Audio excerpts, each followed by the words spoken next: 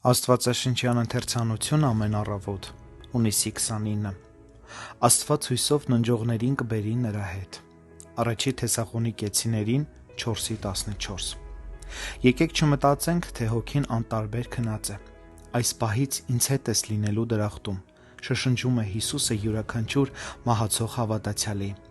Նրանք մահանում են գիշեր-ցերեկ, փառաբանելով նրան, ով սեփական արյունով սրբել է նրանց բոլոր մեղքերը, այն դեպքում, երբ նրանց մարմինը ննջում է խոտածածկի տակ։ Ուրեմն ինչ է ենթադրվում այդ ննջելու ներքո։ Այդ ննջելու էությունն ու իմաստը հանգստանալն է, հենց այդ միտքն է մեզ հասցնում Աստծո հոգին։ Ննջելու միջոցով յուրաքանչյուր գիշեր շաբաթօրյա հանգիստ է դառնում ցերեկվա աշխատանքից։ Նինջը փակում է հոգու դուռը, այնտեղ չթողնելով ոչ ոքի ու ոչինչ, այն դեպքում, երբ նրա ներքին կյանքը մտնում է բարերար հանգստի անվրդով շրջանի մեջ։ Աշխատանքից ուժասպառ քրիստոնյան խաղաղ քնում է, ինչպես հոգնած երեխան մայրական կրծքին փարված։ Երանելի են այն մեռելները, որոնք Տիրոջով են ննջում։ Նրանք հանգստանալու են իրենց աշխատություններից,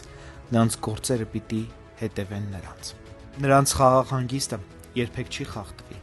մինչև Տերը չբարձրացնի նրանց, որ նրանք ստանան իրենց ամբողջական հատուցումը։ Հրեշտակների ու հավիտենական գաղտնիքների պահպանության ներքո ննջում են փառքի ժառանգորդները, մինչև հայտնվի ժամանակի լրումը և կբերի փրկագնման ամբողջությունը։ Ինչ օրհնյալ կլինի նրանց արթնանալը։ Նրանց հողին են հանձնել տանջահար ու հյուծված, բայց նրանք բոլորովին այդպիսին չեն հարություն առնելու։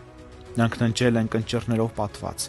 առանց նախկին գեղեցկության հետքերի ու նշանների, բայց հարություն են առնելու ողջ գեղեցկությամբ ու փառքով։ Տձև ու խղճուկ խորշոմապատ հատիկը